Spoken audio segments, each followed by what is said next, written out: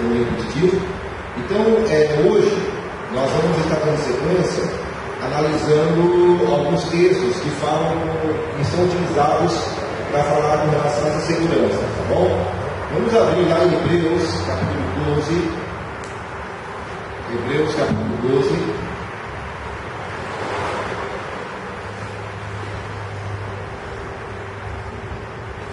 Hebreus, capítulo 12. Então, nós estamos analisando alguns textos que são utilizados para poder tentar confirmar essa tese de que uma vez salvos serão para sempre, ok? Uma das questões que são faladas, eu já falei a vocês, eu só estar repetindo, que nós vimos o quê? Que a Escritura fala que a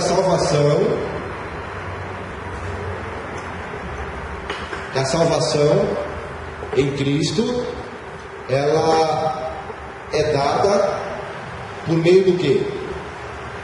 A salvação vem por meio da fé. Da fé, não é isso? Porque a salvação é por meio da fé. Ok. E juntamente com a fé, nós temos a questão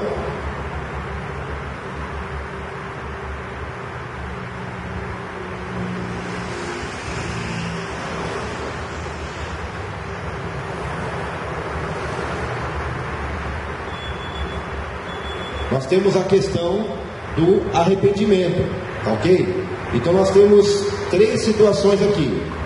Nós temos uma situação que a pessoa tem a salvação e que a salvação é mediante a fé, e junto com a salvação existe o ato de arrepender-se de seus pecados, tá? Nós abrimos aqui Romanos, vamos abrir também Efésios capítulo 2, deixa aberto em Romanos, abre também Efésios capítulo 2, oi? Hebreus 12, né? E abra também Efésios 2, por gentileza. Hebreus 12 e Efésios capítulo 2 também. Efésios 2, versículo 8 e versículo 9. Pode ler, pastor. Porque pela graça sois salvos por meio da fé, e isto não vem de vós, é dom de Deus. Não vem de obras, para que ninguém se glorie. Ok. Acharam aí? Porque pela graça sois salvos, ok? Sois salvos por meio da fé, tá ok? E isso não vem de vós, é dom de Deus. Não vem das obras para que ninguém se glorie, ok? Então automaticamente, quando a pessoa lê esse texto e ele ouve lá que isso não vem de vós, é um quê?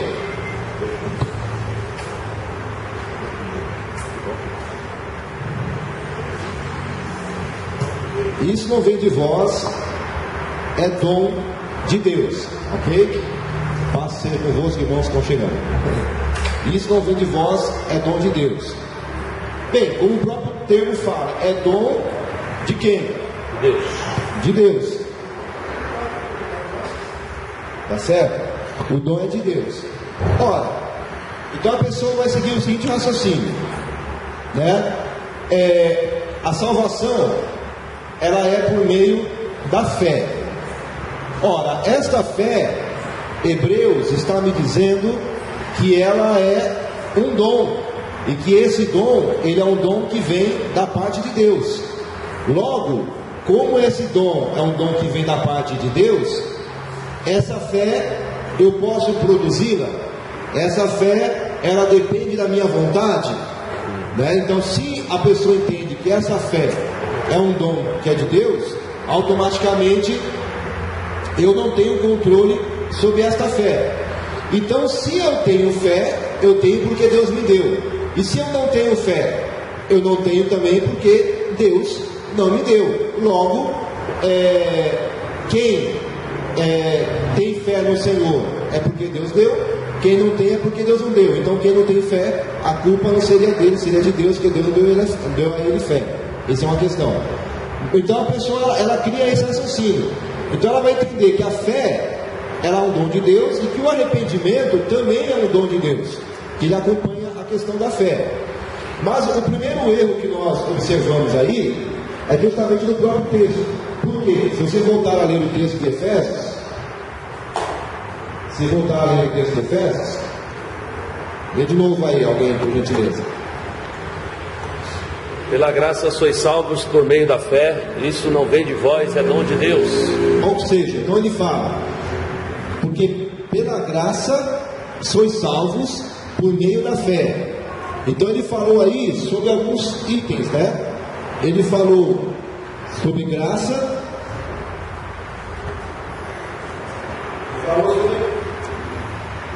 ele falou de graça e falou com relação à fé. Então, quando a pessoa ela leu esse texto e ela interpretou dessa forma que eu acabei de falar, que a fé é um dom de Deus, logo é Deus que dá, o homem não tem nada a ver com isso, ela cometeu um pequeno erro ao analisar o texto. Por quê?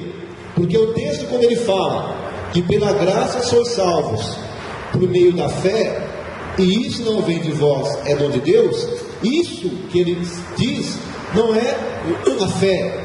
Isso que ele diz é com relação que pela graça sois salvos por meio da fé. Pela graça sois salvos. E isso o que? Essa questão da graça e a questão da salvação não vem de vós. A salvação ela é um dom de Deus que vem pela graça do Senhor. Então, quando ele fala que é um dom, ele não está se referindo à fé. Não é a fé que ele quer dizer que seja um dom. Aqui na minha tradução, deixa eu pegar aqui, já tem algumas traduções que já vem melhor explicado. Já vem? Já. O senhor tem alguma aí? Aqui eu não tenho, mas eu já li esses dias. Já leu alguma melhor, isso, né? Isso. Porque pela graça sois salvos por meio da fé, e isso o que? A graça não vem de vós. A graça, ela é dada, como o próprio nome fala, a graça é aquilo que é dado. Então, o dom de Deus que ele fala aqui é a graça, não é a fé. Entende? Então, ao interpretar dessa forma que a fé ela é um dom de Deus, a pessoa, nesse caso, nesse contexto, a pessoa já comete esse erro. Por quê? Porque o dom de Deus que o texto diz é a graça, não é a fé. Então eu já começo aí. Isso faz toda a diferença muda totalmente. Por quê? Porque a graça procede de Deus. Pela graça o Senhor nos salva, pela graça Ele manda Jesus, pela graça Ele nos dá o Evangelho, pela graça Ele manda o Espírito Santo, pela graça nós temos um Evangelho que vai pregar arrependimento, para que haja arrependimento que vai ter consequência o perdão, né? O perdão acaba sendo a consequência do arrependimento. Então tudo isso é um plano de Deus pela graça dele. Tá? Não é o homem não pode produzir salvação, o homem não pode produzir pelas obras salvação, porque a salvação ela é pela graça de Deus. Ok, então o primeiro erro que acontece é justamente esse. Existe algum texto da Bíblia que fala que a fé é um dom de Deus? Tem sim. Se nós abrirmos lá em Gálatas capítulo 5, Gálatas é antes de Efésios, capítulo 5, você vai ler aqui, Gálatas capítulo 5,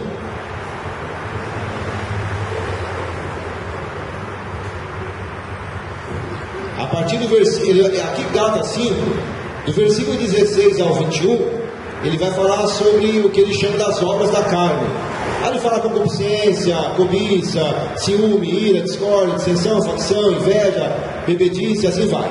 A partir do versículo 22, ele agora vai falar sobre o que nós falamos que é o fruto, não é? O fruto do Espírito, tá? E aí ele vai citar o fruto do Espírito. Olha o que ele diz, Gálatas 5, 22. Mas o fruto do Espírito é amor, alegria, paz, longanimidade, benignidade, bondade e alguma tradução diz fé, ou não? Gálatas 5, acharam aí, irmãos? Gálatas 5, versículo 22. Oi? A sua fala bondade e fé. Mais alguma tradução fala bondade e fé? E fidelidade. Exatamente. Então, as Bíblias que falam bondade e fé, na realidade foi uma tradução não muito correta da palavra grega pistis, tá? Por quê? Porque a palavra grega pistes, ela quer dizer justamente ela quer dizer, de acordo com algum contexto, fé, realmente. Quando fala aqui em Efésios, vai ser fé, tá? Mas dentro desse contexto aqui, o contexto aqui grego, ele está utilizando o que? Vários adjetivos, tá? Então, quando eu estou dentro de um contexto que cita adjetivos, não tem como eu colocar como adjetivo fé, que fé não é um adjetivo, né? Fé é uma característica daquele que crê, tá? Então, no caso aqui, pistes, tá? No sentido de adjetivo, ele vai entrar como o termo fidelidade. Então é diferente. Então, o termo que é usado aí no dom do Espírito, quando ele coloca fidelidade, algumas traduções falam fé, essa fé, que não seria fé, seria na verdade a fidelidade. Seria o quê? A característica que uma pessoa tem de ser fiel, a característica que alguém tem de ser cordado, de ser correto naquilo que ele determina, naquilo que ele acorda, naquilo que ele cumpre a sua palavra, entende? Então é o sentido de fidelidade. Então não tem nada a ver com essa fé que é falada em Gálatas capítulo 2, tá? Efésios capítulo 2. A fé de Efésios capítulo 2 é o que? É a fé, é o sentimento de crer, é o sentimento de acreditar em algo que foi dito, tá? Então pela fé, você, igual em Hebreus capítulo 11, ele vai falando dos heróis da fé. Então ele fala, pela fé fez isso, pela fé fez aquilo, pela fé, pela fé, pela fé. Então é a crença, é eu crer no impossível de Deus, como Hebreus 11 fala, porque a fé é o firme fundamento das coisas que você não vê, mas que você espera. E ele fala depois, porque sem fé é impossível agradar a Deus. Então essa fé de Hebreus 11 é essa fé de Efésios aqui também, é a mesma coisa.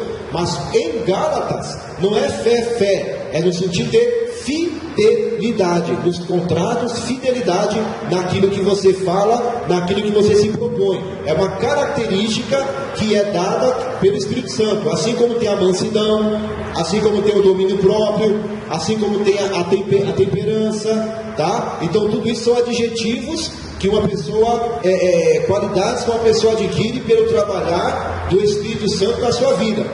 Por isso que Paulo usa o termo espíritos, fruto do Espírito. Por quê?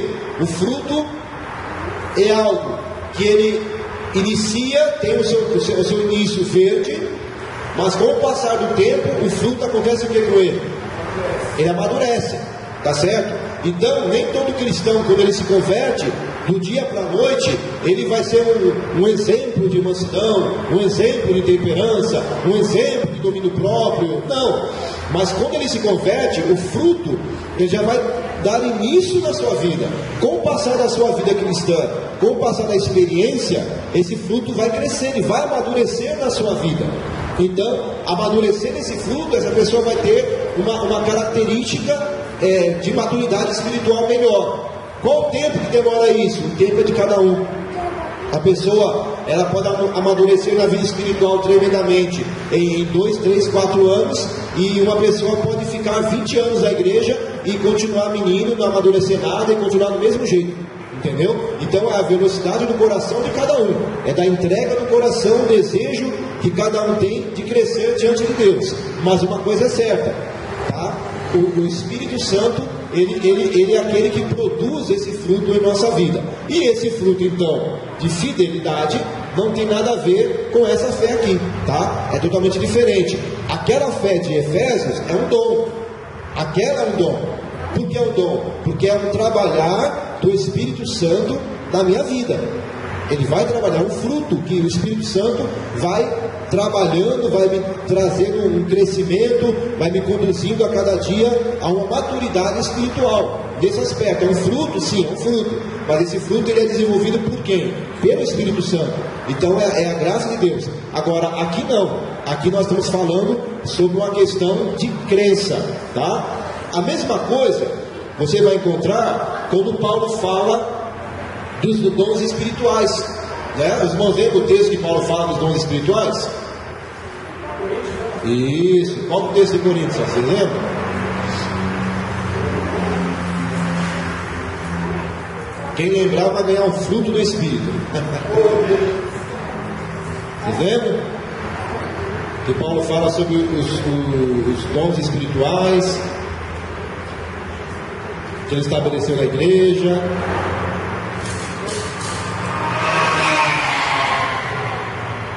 Não lembra? É 12, né? 1 Coríntios capítulo 12. Tá? 1 Coríntios capítulo 12. Vamos ler também do 1 ao 11. Quem quer ler, lê bem alto para nós aí.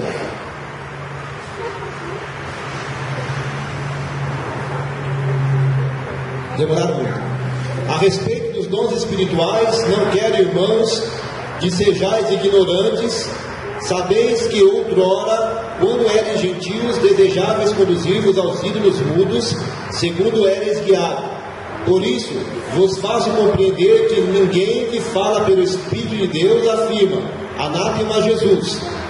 Por outro lado, ninguém pode dizer Senhor Jesus se não for pelo Espírito de Deus. Ora, os dons são diversos, mas o Espírito é o mesmo. Há também diversidade nos serviços, mas o Senhor é o mesmo. Há diversidades nas realizações, mas é o mesmo Deus que opera tudo em todos. A manifestação do Espírito é concedido a cada um visando um fim proveitoso, porque a um é dado, mediante o Espírito, a palavra de sabedoria, a outro, segundo o mesmo Espírito, a palavra do conhecimento, e a outro, pelo mesmo Espírito, ele fala o quê? A fé. E a outro, pelo mesmo Espírito, dons de curar, e a outro, operações de milagres, e a outro, profecia, e a outro, discernimento de espíritos, e a um, variedades de línguas, e a outro, a capacidade de interpretá-las. Mas um só e o mesmo Espírito realiza todas essas coisas, distribuindo-as como lhe apraz a cada um individualmente. Aqui apareceu a palavra fé novamente, não mais como um fruto lá do Espírito, que também é um trabalhar do Espírito, mas aqui ela aparece na forma especificamente de dons espirituais, como dom de cura, dom de revelação, dom de maravilha, orar em línguas, interpretar a línguas. Então aqui a fé, ela realmente aparece como um dom nesse caso. Só que essa fé que está aqui é a mesma, o sentido da fé que está aqui também não, tá? Por quê? A fé que está aqui em Coríntios é em qual aspecto? É no seguinte aspecto: ele está falando sobre a operação do Espírito. Ele está falando sobre o agir do Espírito para poder fazer o quê? Edificar a igreja e socorrer a igreja. Tá certo? Ele fala o quê? Você vai orar em línguas e vai interpretar. Por quê? Para que haja profecia. Ou vai profetizar. Um vai ter o dom de cura, o outro vai ter o dom de revelação, o outro vai discernir o Espírito. Então você percebe que são dons que vão trabalhar em prol do crescimento, da maturidade e do socorro da igreja do Senhor. Tá certo? Então o que acontece? Quando ele fala aqui então da fé, também a palavra pistas, tá? Ele está falando do quê? Da fé como um dom. Em qual sentido? Existem pessoas, tá, irmãos, que elas têm uma habilidade divina de crer no sobrenatural de Deus, que é fora da normalidade, Os irmãos que leem bastante, que ouvem testemunhos, vocês vão ver que há determinadas pessoas, não são todas, que têm assim cada experiência com Deus, que você fala assim, como que pode a pessoa ter crido desta forma ao Senhor, tá? Mas na realidade, essa forma que a pessoa tem de crer no sobrenatural, de crer naquilo que Deus vai fazer, que a outras pessoas têm dificuldade em crer, essa própria fé que a pessoa sente no coração, ela já é um dom dado pelo Espírito Santo. É o próprio Espírito Santo que coloca no coração dela aquela fé, e ela tem tamanha ousadia que ela consegue crer de forma que a maioria não consegue crer. Por quê? É um trabalhar de Deus. Como ele fala, é um dom. É uma coisa que é diferenciada. E os irmãos têm que entender que nessa lista que ele fala aqui, todos os dons que ele fala, se nós formos ler um pouco mais para frente, ele vai falar assim, vai questionar e falar assim: ué, todos vocês têm dom de curar? Todos vocês oram em outras línguas? Todos vocês têm dom de maravilha? Todos vocês, agora digo eu, têm dom de fé? Todos vocês têm discernimento de espírito? E ele fala: não, porque Deus distribuiu a cada um como quis, para que edificasse o corpo. Então essa fé que ele fala aqui, dentro desse contexto que ele põe depois, ele está dizendo o quê? Que essa fé, assim como nem todos têm dom de cura, assim como nem todos interpretam línguas, assim como nem todos têm dom de maravilha, assim também nem todos têm essa fé. Entendeu? Então isso é o que ele vai explicar depois. Por quê? Porque é um dom específico. Olha o que ele fala aqui, nós lemos no versículo 11: mas um só e o mesmo Espírito realiza todas essas coisas. Olha o que ele fala: distribuindo-as como lhe apraz, ou como ele quer, a cada um individualmente. Entendeu? Então, ou seja, é um manifestar do Espírito específico que ele ministra a cada um como ele quer, visando um fim proveitoso. Então não se aplica isso a uma fé que está relacionada à salvação. Não tem nada a ver uma coisa com a outra. Porque aqui eles falam de operação, de edificação da igreja, de edificação do povo. Aqui ele fala o que? Sobre a salvação da alma. Aqui fala sobre salvação esse texto? Não. Ele fala sobre a edificação da igreja, a edificação daqueles que já foram salvos. Não é dos que vão ser salvos, é dos que já foram salvos. Lógico que os dons espirituais, eles edificam a igreja, edificam, e eles também servem como uma ferramenta para evangelismo, com certeza. Imagina um aleijado levantado uma cadeira de roda, vai valer muito mais do que muitos sermões, não é verdade? Um cego enxergar, um paralítico, como o próprio Paulo fala: se entrar aqui um incrédulo, e de repente eu começo a orar em línguas aqui, oro em línguas, o incrédulo vai olhar para mim e vai falar, né? Não entendeu nada, não vai servir para ele de nada. Eu estou sendo edificado, mas para ele não serve de nada. Porém, se eu pegar o dedão de profeta, apontar no nariz dele e desvendar a vida dele diante dele, segredos que só ele e Deus sabe, ele vai derreter aqui e vai professar que Jesus está em nosso meio. Entende? Então, então muitos dos dons, né, eles são ferramentas para evangelismo, não apenas para edificar a igreja, lógico. Então eles são meios para poder alcançar almas, mas eles não são em si um instrumento direto de salvação, né? Eles são meios que vai levar a pessoa a crer o quê? Na pregação do Evangelho, crer em Jesus, a ferramenta, tá certo, irmãos? Então, resumindo essa parte, não podemos confundir fé que traz salvação, fé como um fruto do Espírito, que nós vimos lá em Gálatas 5, e fé como um dom do Espírito, aqui em Coríntios capítulo 12. Embora o fruto também é um dom no sentido de ser uma operação do Espírito Santo. Não é uma coisa, se não é coisa minha, se é o Espírito que atua na minha vida, automaticamente isso também é um dom de Deus. Mas geralmente, para não confundir as pessoas, nós costumamos separar, dizer que lá em Gálatas são frutos do Espírito, e aqui em Coríntios são dons do Espírito. Mas na realidade o fruto também é um dom, porque ele é uma manifestação do Espírito na vida, e que lhe é concedido isso, tá certo? Amém? Alguma dúvida com relação a isso? Tá. Então os irmãos aprenderam uma questãozinha. Vocês lembram que aqui na lousa eu escrevi na aula passada algumas palavras bem compridas? Eu vou tentar. Uma palavrinha assim, ó.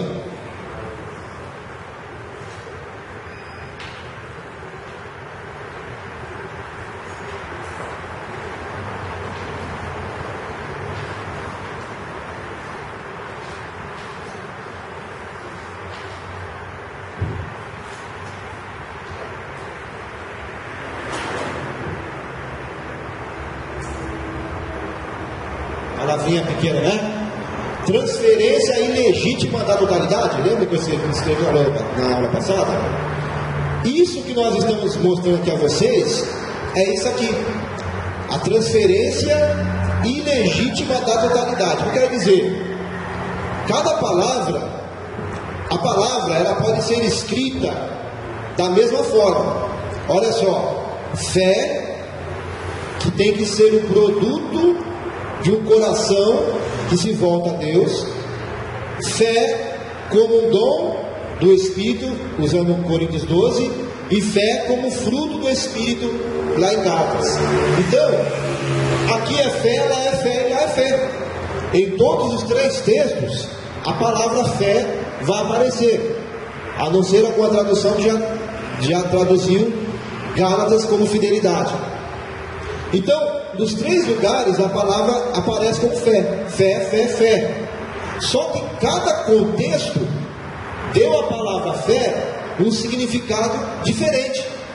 Ainda que a palavra é escrita da mesma forma, o sentido dela dentro do texto é outro. É aquele exemplozinho bobinho, mas que a gente pode dar, quando você fala, por exemplo, de manga, né? Eu falo manga, tá? Aí alguém pode perguntar aqui, qual manga? Dependendo da frase, a manga vai ser uma fruta. Dependendo da frase, a manga vai poder ser a manga de uma camisa. Dependendo da frase, a manga pode ser o que mais? O que mais tem de manga? Eu só lembro das duas, fruta e de roupa, né? Mas já serve já. Escreve igual, é manga. Mas dependendo do contexto, é manga fruta ou manga tecido, que faz parte de uma blusa ou algo desse tipo, tá certo? Então, a fé, a palavra é a mesma coisa. Então, quando eu pego o sentido de uma palavra e um texto, e em Efésios 2, essa palavra fé tem um sentido. Aí o mesmo sentido que eu achei em Efésios 2, eu aplico, aliás, vamos inverter. Eu li lá 1 Coríntios 12. Então, o dom do Espírito é a fé. Então eu peguei o sentido de 1 Coríntios 12 de fé e jogo ele para cá também. Toda vez que aparecer a palavra fé, eu vou lembrar, porque a fé era um dom de Deus. A fé não vem do homem, a fé é Deus que dá. E vai acontecer o quê? Aí eu vou cometer erros. Por quê? Porque vai ter textos que fé não quer dizer dom de Deus.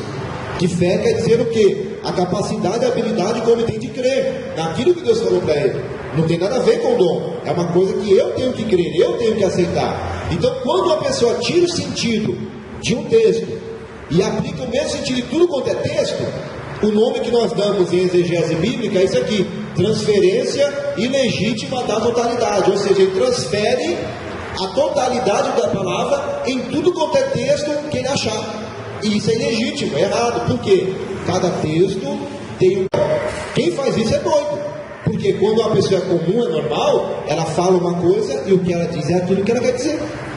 Porque veja bem, irmãos, se o que eu disse não quer dizer o que eu disse, então por que eu disse? Não é? Se o que eu disse não quer dizer o que eu disse, por que eu disse o que não quer dizer o que eu disse, sendo que eu queria dizer alguma coisa que eu não disse? Não é? Não tem sentido, é maluco. Então não, a Escritura, ela tem um significado. A Escritura, ela tem um sentido apenas, é um só, tá? Tanto é que Paulo, se me falha aqui a memória, ele fala aqui em Efésios, talvez eu acho aqui, tá? Que eu não tenho certeza, mas eu acho que é Efésios, deixa eu só tentar achar aqui, Efésios capítulo 4, olha o que Paulo fala, Efésios 4.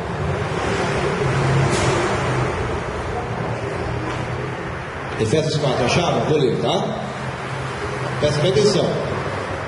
Rogo-vos, pois, eu, prisioneiro do Senhor, que andeis de modo digno da vocação a que fossem chamados, com toda a humildade e mansidão, com longanimidade, suportando-vos uns aos outros em amor, esforçando-vos diligentemente por preservar o quê? A unidade do Espírito no vínculo da paz.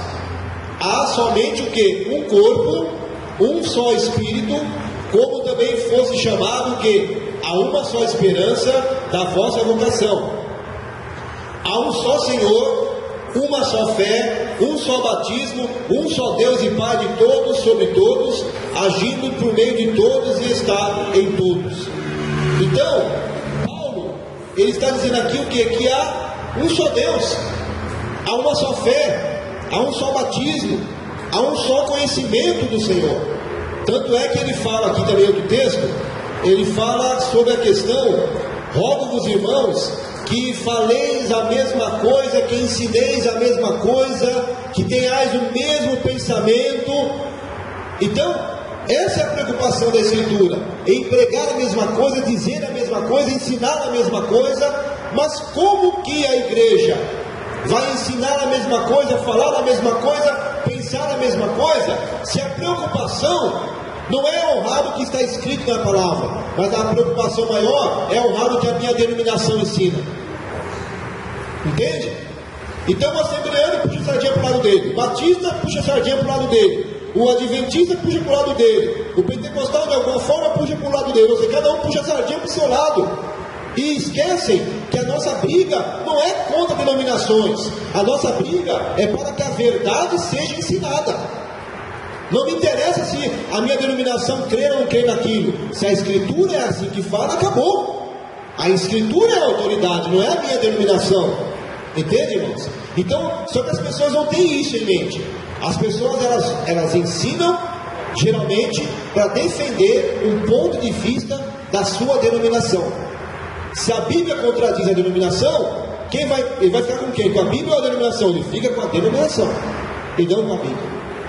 Então, isso é um desrespeito com a Escritura, que é comum hoje, que é normal, tá? Não vou dizer que todos façam isso por maldade, mas eu diria que é por ignorância, porque algumas questões a pessoa nem sonha que a Bíblia não fala aquilo.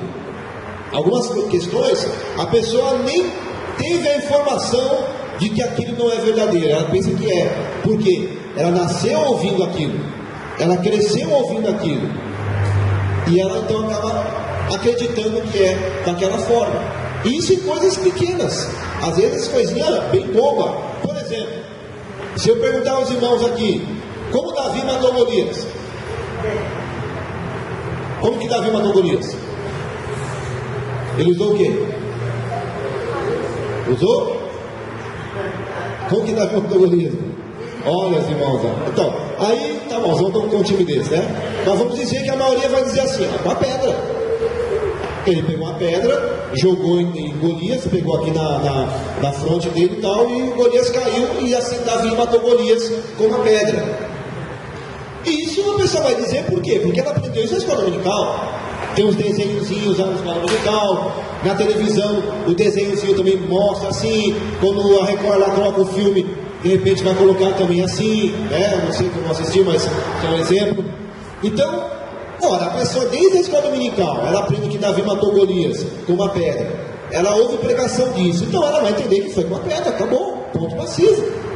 Nunca que ela vai sonhar que Davi na verdade matou Golias com uma espada, que não foi com pedra. Ela fala, não foi com a pedra mesmo? Não foi sim, tem certeza, eu já li que foi com a pedra. Aí ele vai na Bíblia lá ler que foi com a pedra. Aí quando ele começa a ler lá na Bíblia, às vezes ele vai enxergar que foi com a pedra. Por quê? Porque está na cabeça dele arraigado que foi com a pedra. E na realidade o texto bíblico fala o quê? Que Davi pegou a pedra, jogou, derrubou Golias com a pedra. Mas depois ele correu até Golias, pegou a própria espada do Golias, que Davi não tinha espada, e com a própria espada de Golias Davi foi e degolou. Aí Davi matou Golias. Então ele derrubou o gigante com a pedra, mas ele o matou foi com uma espada, não foi com a pedra.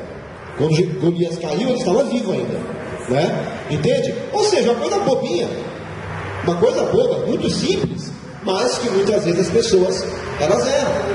Quem cortou o cabelo de Sansão? Quem que não sabe disso? Quem cortou o cabelo de Sansão? Não. Qual pessoa, né, cortou o cabelo de Sansão? Dalila. Quem que não sabe que foi Dalila que cortou? Não é verdade? E na verdade não foi Dalila. Não foi Dalila. Né? Dalila não cortou o cabelo de Sansão. Então aí se você for pegar lá o texto lá, aí fica de lição de casa, leia lá para ver, né? Então não foi Dalila que cortou o cabelo de Sansão, mas todo mundo vai dizer que foi Dalila que cortou, porque ele viu no filme, viu na novela, alguém ensinou a escola dominical. Então são coisas bem bobinhas, bem simples, né? Igual eu citei aqui o caso de Davi, Dalila, de Sansão. Então, mas isso são coisas simplesinhas, né? Mas assim como tem esses erros, umas coisas tão bobinhas e tão pequenas como essa, imagine nas doutrinas mais complicadas. Se um negocinho tão simples como esse, as pessoas elas se confundem toda e falam coisa errada, imagina quando entra sobre escatologia, quando vai falar sobre arrebatamento, salvação, trindade, santificação, e tantas outras doutrinas que são muito mais complicadas, vamos dizer assim. Vocês tentem imaginar o tanto de erro que vai existir, entende, irmãos? Então, mas por quê? Está escrito, a pessoa lê, mas não enxerga, entende? É assim que funciona. Está escrito, a pessoa leu, mas não enxerga o que ela lê. Como eu citei aqui aos irmãos, os irmãos já leram a história de Davi muitas vezes, Sansão também muitas vezes e tal, mas leu e não viu. O que você viu foi o que você ouviu, não o que você leu. E esse é um grande problema que nós temos com relação à Bíblia. Por quê? Antes de você ler a Bíblia, antes das pessoas lerem a Bíblia, elas ouvem sobre a Bíblia. Ela ouve. Depois que ela ouviu muito sobre a Bíblia, aí que ela vai começar a ler lá.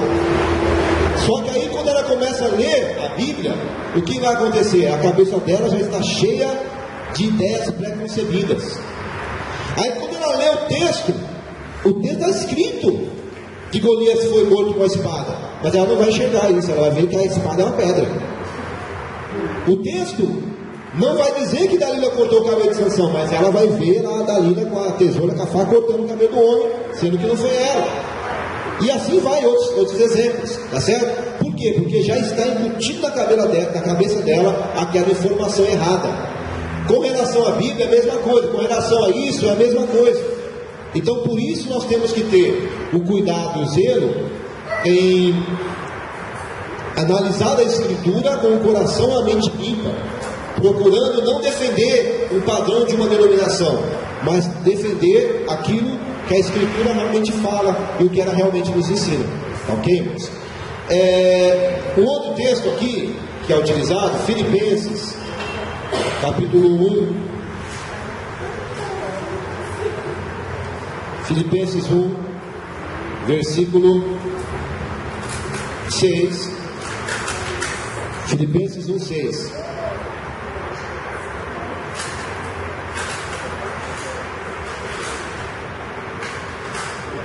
Filipenses 1, 6 diz assim: estou plenamente certo de que aquele que começou a boa obra em vós há de completá-la até o dia de Cristo Jesus. É outro texto que é utilizado também. Ora, se o Senhor começou a boa obra em nossas vidas, o Senhor vai completá-la até o seu dia.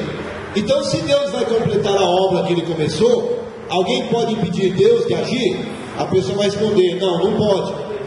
Então, se ninguém pode impedir Deus de agir, automaticamente a salvação não pode ser perdida. Por quê? Porque a fé não pode ser perdida. Porque a fé e o arrependimento faz parte do pacote que Deus deu ao escolher alguém. Só que, novamente, o texto está dizendo o quê? Estou plenamente certo que aquele que começou a boa obra em vós há de completá-la até o dia de Cristo. Aqui ele está falando, porventura, sobre questões de alguém abandonar a fé, alguém abandonar a crença no Senhor, alguém apostatar da fé, algo desse tipo? Não. Ele está falando simplesmente o quê? Que aquilo que Deus aquilo que depende de Deus para a nossa vida tem começo, tem meio e tem fim. Deus vai começar alguma coisa e vai parar pela metade? Lógico que não. Ele vai começar e o que ele começa ele termina. Mas o problema que as pessoas esquecem aqui é justamente o quê? É que esse mesmo Deus que começa e termina, ele deu àquela pessoa que ele está trabalhando a opção de continuar deixando Deus trabalhar na sua vida ou não. Esse que é o problema. O problema não é Deus. Então, resumindo, para a gente poder estar terminando, quando as pessoas elas olham, irmãos, e diz que uma vez salvo, salvo para sempre, a pessoa diz, ó, a salvação não pode, não se perde. Ela sempre está olhando o foco divino. Ela está olhando as coisas que Deus trabalha, aquilo que Deus faz, aquilo que Deus começa e termina, aquilo que Deus dá e Deus não se arrepende do que Ele dá. Então ela tem o foco em Deus. Mas o grande erro é justamente esse. Por quê? Porque o problema da humanidade, ele está em Deus? Não está em Deus. O problema da humanidade está no homem. Está no homem. Eu volto a usar o exemplo de Adão e de Eva. Deus cometeu algum erro lá no Éden? O plano de Deus foi falho lá no Éden? Deus no Éden começou alguma coisa que ele não terminou? Não. O plano de Deus era perfeito.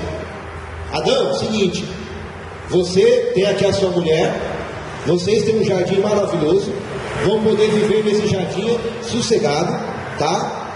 Vai ter que trabalhar sim, vai ter que cuidar do jardim para poder manter tudo organizado. Então não é para ser vagabundo, é para trabalhar, né? Mas você tem a sua mulher do seu lado aí, vocês vão poder ter filhos, vão ter família.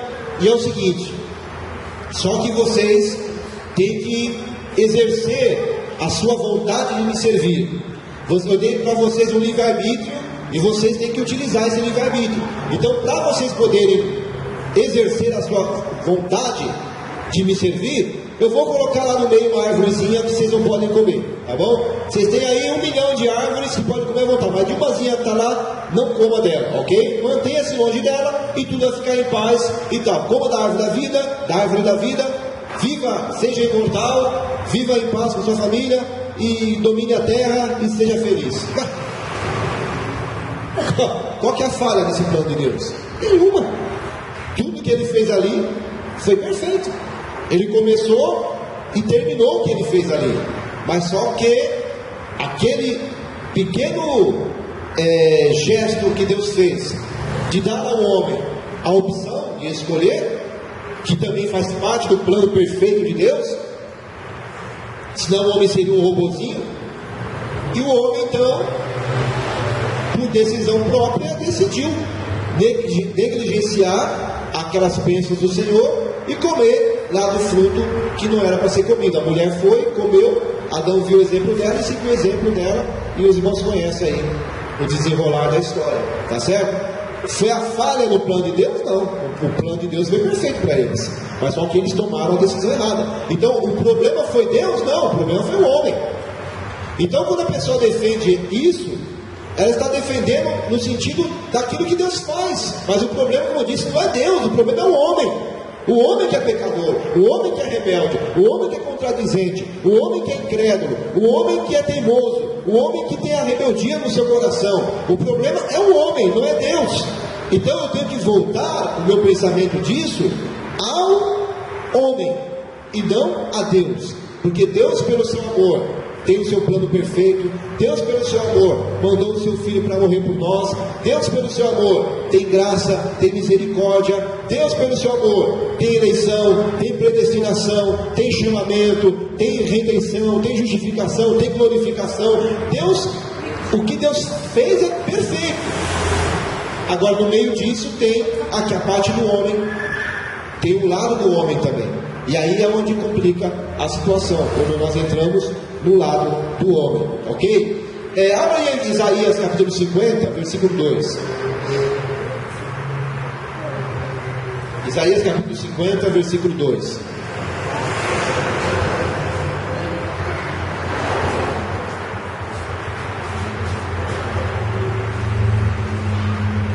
Isaías 50, versículo 2,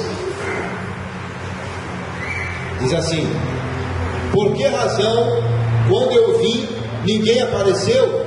Quando chamei, ninguém respondeu? Acaso se encolheu tanto a minha mão, que já não pode remir, ou já não há força em mim para livrar? E aí ele vai falando várias coisas. Aqui, o Senhor está fazendo uma reclamação ao seu povo, dizendo o quê? Por que razão que eu chamei, mas ninguém apareceu?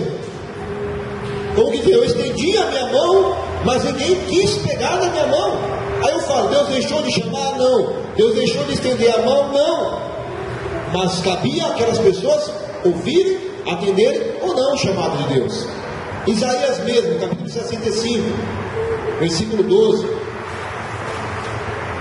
Isaías 65. Aqui eu estou dando apenas um exemplo de que é possível Deus chamar pessoas, é possível Deus estender as mãos e as pessoas rejeitarem. Aqui no caso especificamente ele fala com o povo de Israel, que é um povo escolhido. 65, versículo de número 12. Olha lá.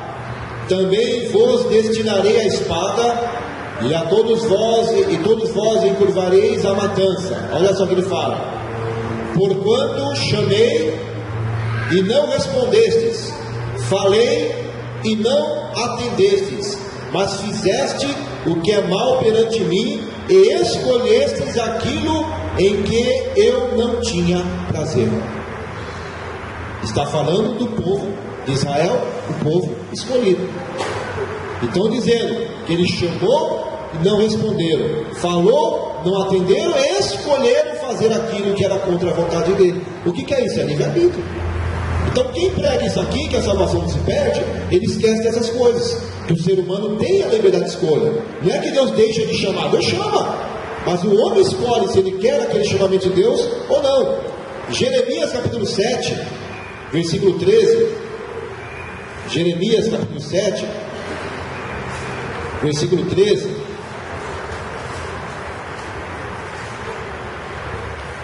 Jeremias 7, 13. Ele fala assim: agora, pois, visto que fazeis todas essas obras, diz o Senhor, e eu vos falei, começando de madrugada, e não me ouvistes. Chamei-vos e não me respondestes. Farei também que esta casa se chame pelo meu nome, na qual confiais, esse lugar que vos dei a vós outros, aos vossos pais, como fiz em Siló, e lançar-vos-ei da minha presença, como arrojei a todos os vossos irmãos e toda a prosperidade de Efraim. De novo, ele falando: chamei, não viste, falei, não deste atenção.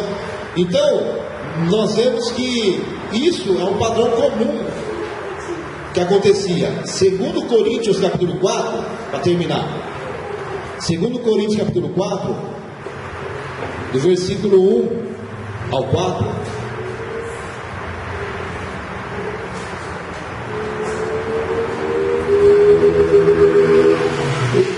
Coríntios capítulo 4, do versículo 1 ao 4, diz assim: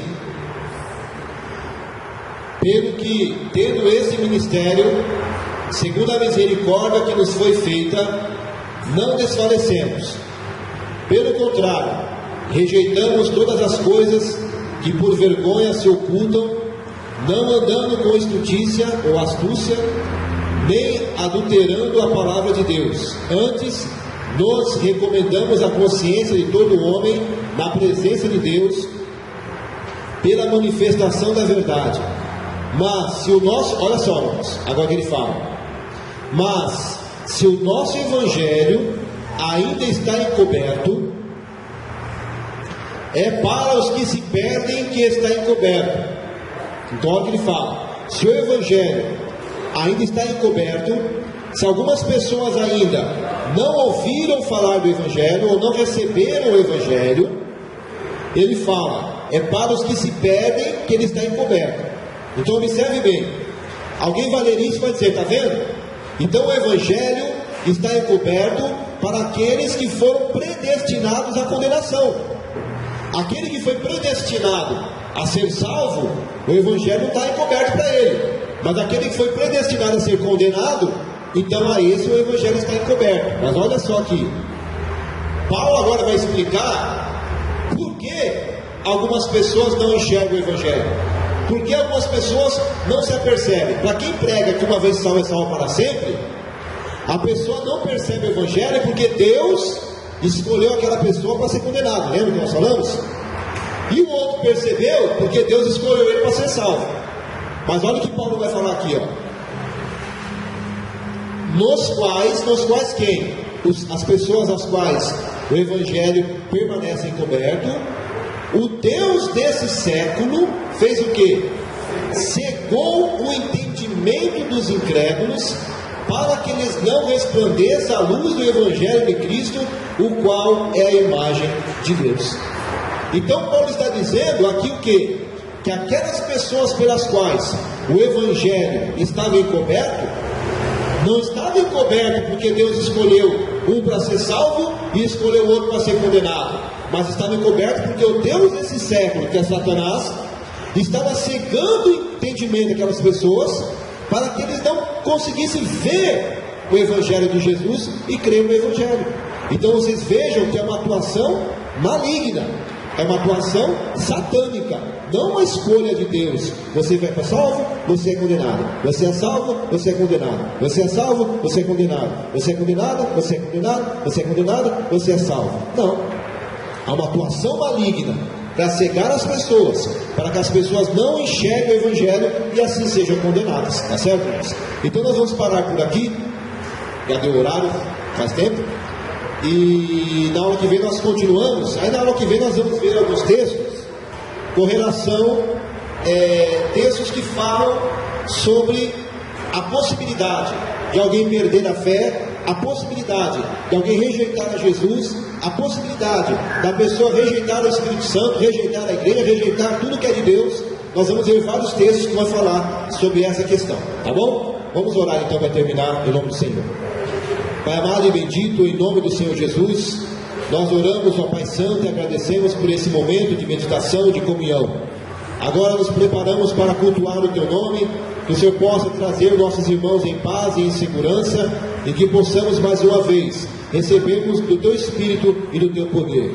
Nós Te adoramos e louvamos em nome do Senhor Jesus. Amém, meu Deus. Amém, irmãos. Abençoe. Vamos arrumar aqui a bagunça.